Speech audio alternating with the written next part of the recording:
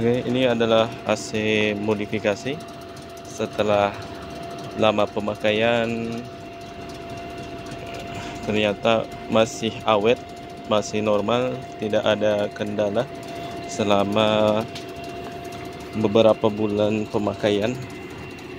Ini bahkan dioperasionalkan nonstop 24 jam. Jadi semuanya sistem brushless. Jadi kompresor, kemudian kondensor. Ini baru saja saya buka untuk mengecek kondisinya apakah basah, karena kita tidak lapisi penutup. Tapi kalau untuk dicuci, saya buka casingnya, kemudian dibersihkan, ditutup ini biar tidak terkena air.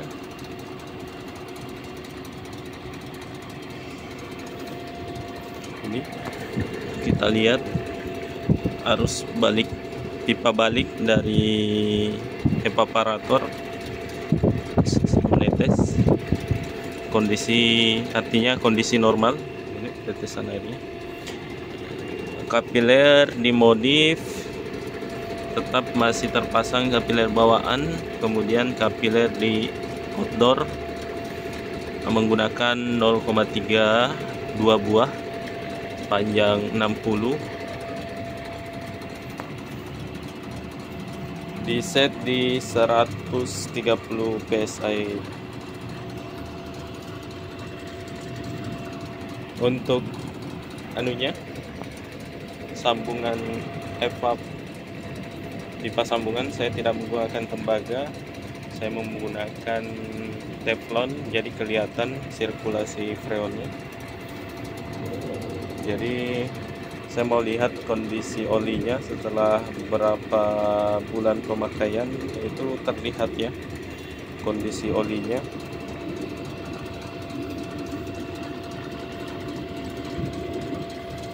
Ini versi custom.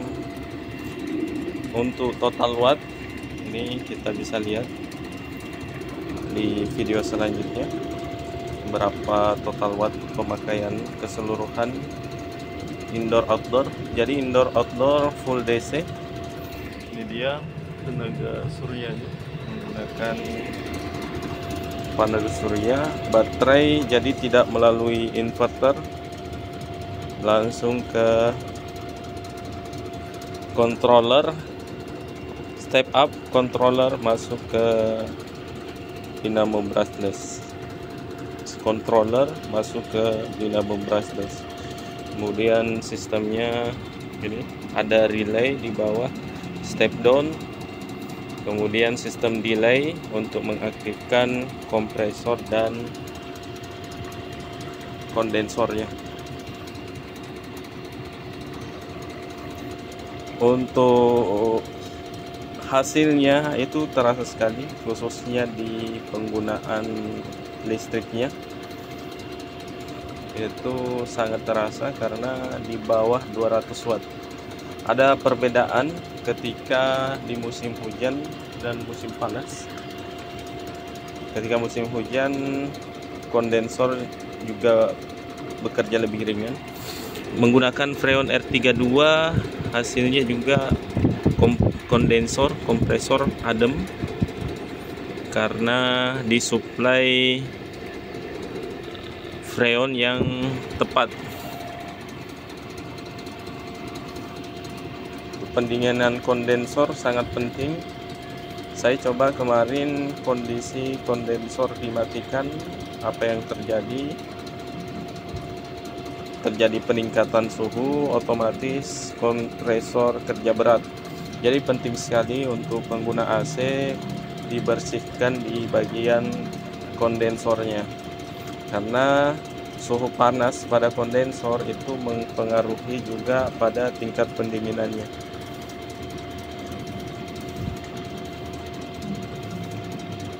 Begitupun sebaliknya, suhu dari luar juga bisa mempengaruhi kondisi pendinginan pada sistem AC-nya. Kayak beda, selain watt bisa meningkat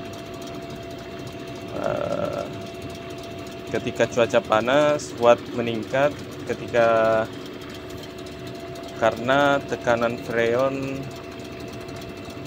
naik.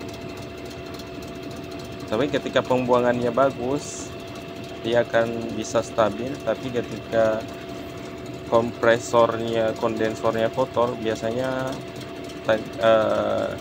watt juga akan naik, disebabkan kurangnya sirkulasi pembuangan hawa panas dari kondensornya.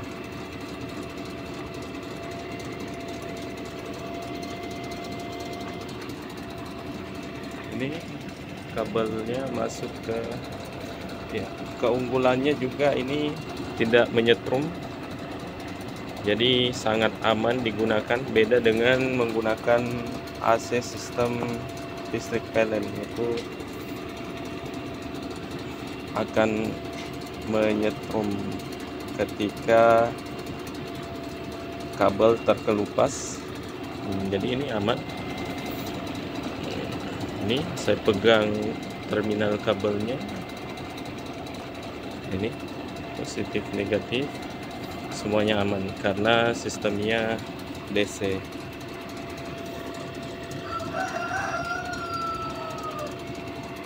Dan voltase lumayan rendah. Yang tidak aman ketika terjadi arus singkat.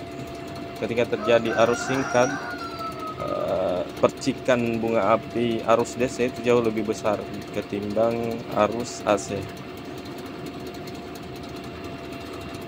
Kemarin sempat saya coba sampai MCB-nya jebol. Beda dengan ketika menggunakan listrik AC, untuk percikan apinya jauh lebih aman. Tergantung juga sih sebenarnya di dayanya, tapi ada perbedaan antara DC dan AC. Tapi untuk segi tingkat keamanan, mulai dari resiko nyetrum, itu aman menggunakan sistem DC. Untuk membersihkan juga kita tidak perlu menggunakan test pen karena dia tidak bakalan menyetrum. Itu tadi ini arus positif, arus negatif, saya sentuh bahkan kontak langsung dengan seng, itu nggak ada arus listrik sama sekali.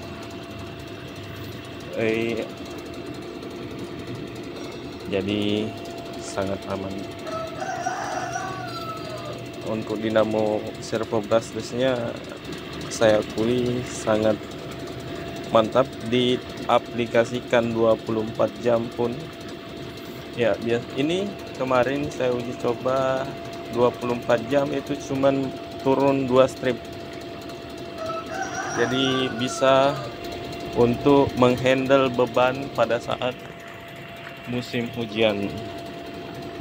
Jadi tidak perlu tambah panel, tidak perlu tambah baterai, bisa membackup AC 24 jam non-stop untuk menggunakan sistem DC. Baik, kita akan masuk ke dalam, kita lihat berapa total watt keseluruhannya. Oke, ini kita pasang dulu. Ini.